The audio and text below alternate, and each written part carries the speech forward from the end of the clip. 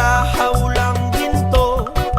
May mga punong walang dahon, mga pusong di makakibo sa mga pangyayaring nagaganap sa lupang pinangako.